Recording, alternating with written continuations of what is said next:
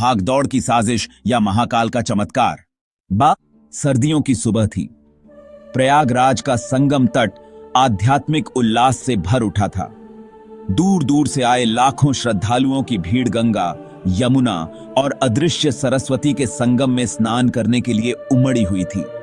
हर चेहरे पर एक अजीब सी उम्मीद थी, पापों से मुक्ति और आत्मिक शांति की खोज। नंदिता अपने माता पिता के साथ पहली बार महाकुंभ में आई थी। उसकी आंखों में उत्साह झलक रहा था।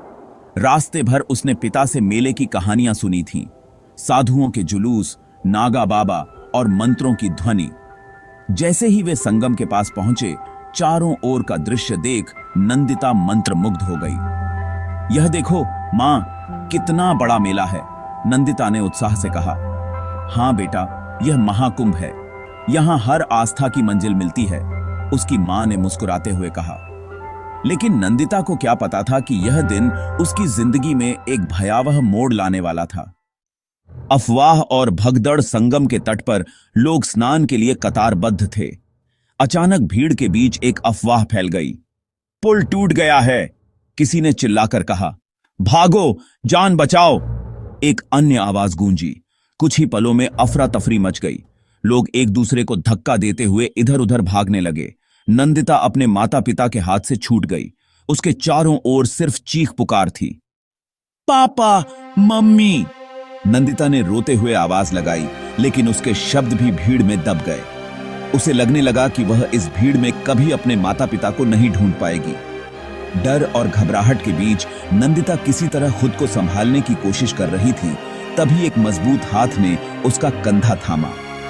डरो मत, मैं तुम्हारी मदद करूंगा। वह एक पुलिसकर्मी था। उसकी आंखों में आत्मविश्वास झलक रहा था।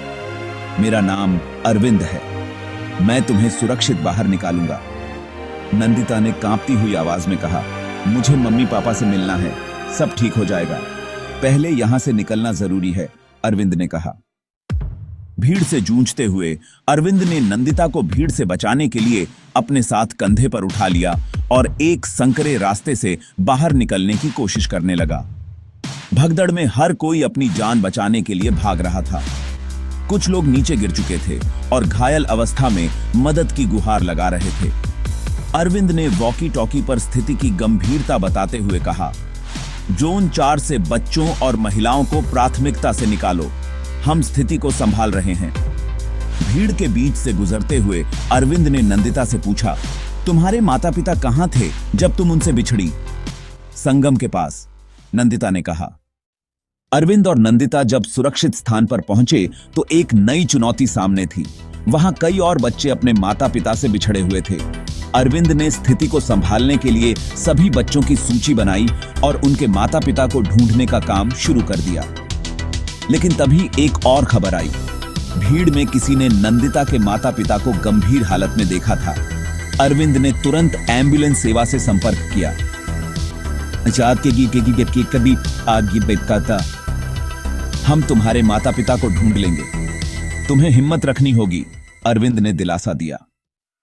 कई घंटे की मशक्कत के बाद नंदिता के माता पिता सुरक्षित मिले। हालांकि वे हल्के चोटिल थे, लेकिन उनकी आंखों में अपनी बेटी को देखकर राहत और खुशी साफ झलक रही थी। पापा, नंदिता दौड़कर अपने पिता से लिपट गई। उसकी मां ने उसे गले लगाते हुए कहा, तुम सही सलामत हो, यही सबसे बड़ी बात है, अरविंद ने मुस्कुराते हुए कहा। यह भगवान का आशीर्वाद है कि हम सब सुरक्षित हैं। इस घटना के बाद महाकुंभ प्रशासन ने सख्त कदम उठाए। वीआईपी पास रद्द किए गए, बाहरी वाहनों को रोका गया और सुरक्षा के लिए विशेष अधिकारी तैनात किए गए। नंदिता के लिए यह यात्रा जीवन भर की यादगार बन गई। उसने न केवल आस्था का अनुभव किया, बल्कि यह भी सीखा कि मुश्किल परिस्थितियों में धैर्य और साहस कैसे जीत दिलाते हैं।